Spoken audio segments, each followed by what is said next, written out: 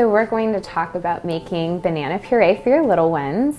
I think bananas are an amazing starter food because there's not much prep involved at all. You can literally just grab this banana, drop it in your diaper bag, and as long as you have a fork with you, then you'll be able to make some puree for your child on the go. So we'll start off, I tend to prefer slicing them in half because a baby that's first starting to eat food is not going to have more than 1/2 of a banana in a serving. So if they're younger, 6 to 8 months, this is a typical serving, and then you can save the other half in the fridge for the next serving. You want to peel it. And just note that once the banana is peeled, it will oxidize. So these are good for, a single serving meal. They don't keep in the fridge or freezer once they are mashed because of the oxidization. So you slice it down the middle, and if you have an older child, a toddler, 9, 10 months and older who's ready to feed themselves, bananas are another really great snack food, and you can slice them in little half-moon shapes. So these half-moon shape sizes are perfect for a toddler that are just starting to eat because they can hold it once they have the pincher grip, they can get it to their mouth, and then once it's in the mouth, it's easy enough to mash to where there's no choking hazard. Once we have these pieces sliced, you're just going to move them into a bowl, and either using the back of a fork, which is really easy for on the go, you would just break it up and mash it to the consistency that works for your baby. I tend to, if I'm at home, prefer a potato masher just because it's a little more efficient, you can get it done faster. But the beauty with bananas is that, you really can leave them as chunky as you like, or you can thin them down, quite thin by mashing with the potato masher. So a lot of babies, if this is their first experience with food, you would probably want to add a little bit of water.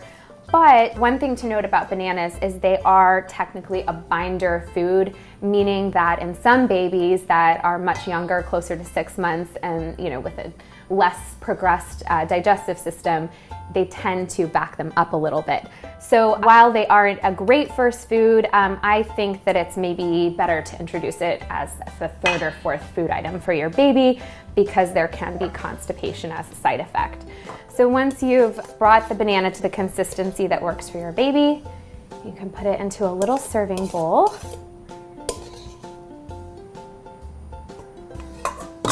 And then you're ready to go. And it's that easy, banana puree.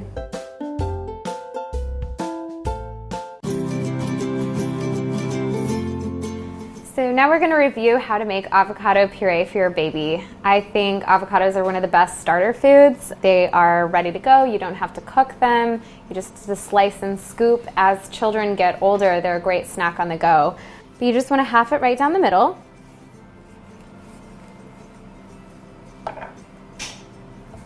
And using a spoon, scoop the flesh out into a bowl.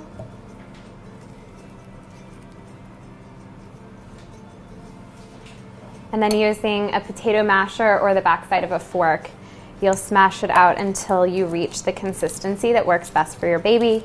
A baby that's 6 months old and just starting off, you would want to mash it down pretty finely. And then an older baby, maybe 7 or 8 months, could definitely handle a lot more texture or chunkiness. If you want to experiment with spices, cumin is an excellent one to go with an avocado. So once you've mashed it to the consistency that works best, just scoop it into a little serving dish.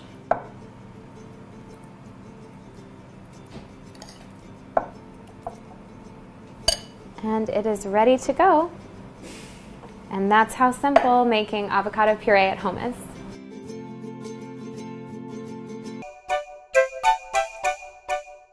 So we're going to talk about making your own baby apple puree or applesauce if you have some older toddlers in the house.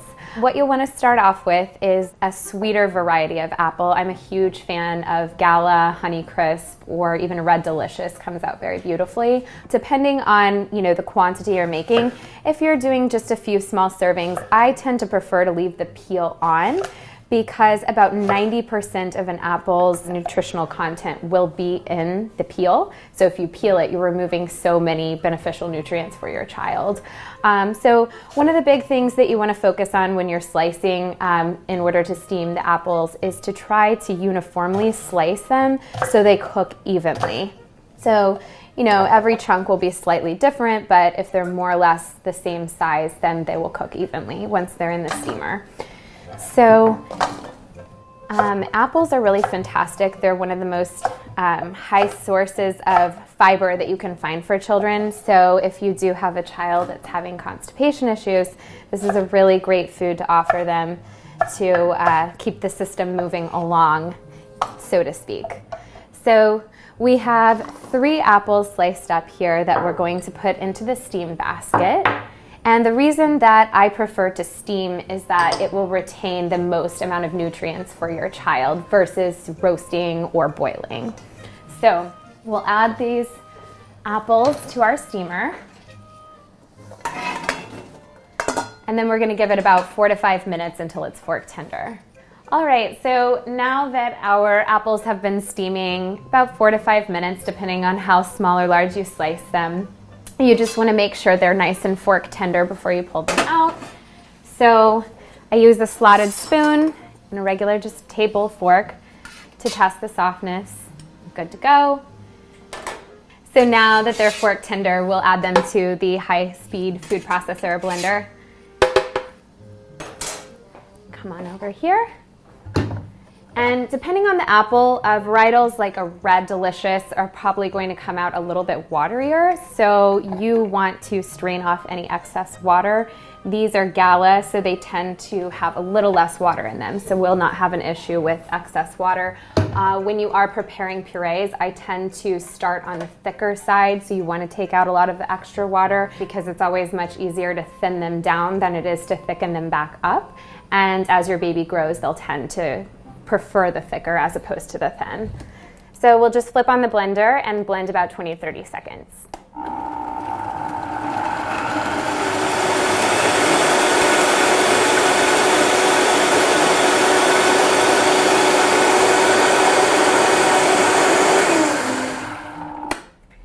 All right, so now that 20-30 seconds has gone by, we're down to a nice smooth consistency, and just portion it out into your serving dish. And you're ready to go. One of my favorite things, especially during colder winter months, is to add a little bit of cinnamon. I think it's great to introduce babies to spices. The earlier the better. And apples are a really fantastic puree that you can add cinnamon to.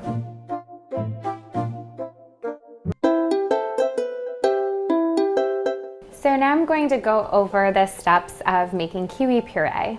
This is another one of my no-cook, easy prep favorites, a little more so than a banana, but when you have a ripe kiwi, there's not much involved. So the first step is peeling it. Their, furry skin is definitely not something that's palatable for young babies, so you want to make sure and get rid of that.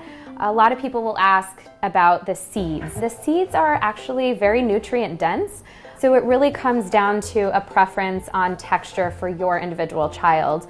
So if you notice that they don't seem to like kiwi, you can always try keeping the seeds out and giving them the puree without it to see if that might be the culprit. Kiwis do not need to be cooked, so you just cut them raw. I prefer to get them in chunks so that they're easier to turn in your blender. Once we have them cut, put them in a bowl. We have a total of 3 kiwis here, which is a great portion size. Kiwis are amazing to keep both in the fridge or the freezer. So you would just want to add them into your high-speed blender or food processor. And we're going to turn it on and let it run for about 20 to 30 seconds until we reach a nice thin puree.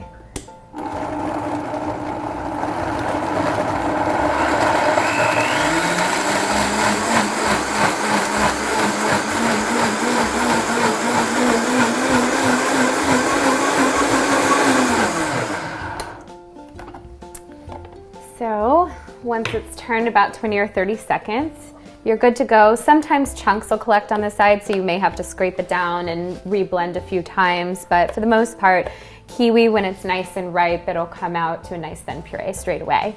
So you just want to portion a size out to serve your baby. So then you're good to go with your kiwi baby food puree.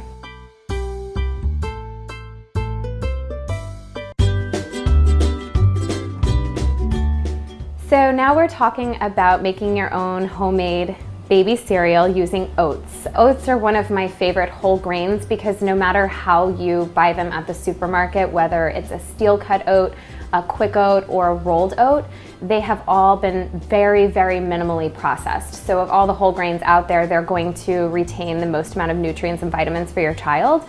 Again, it's very, very simple to make your own baby cereal at home. Right now I have about a half a cup of quick oats measured out. I'm just pouring it into my spice grinder.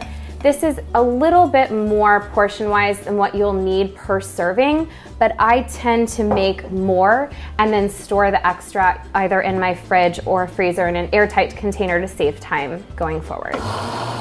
So I'm now processing about 20 to 30 seconds until it comes to a dust consistency.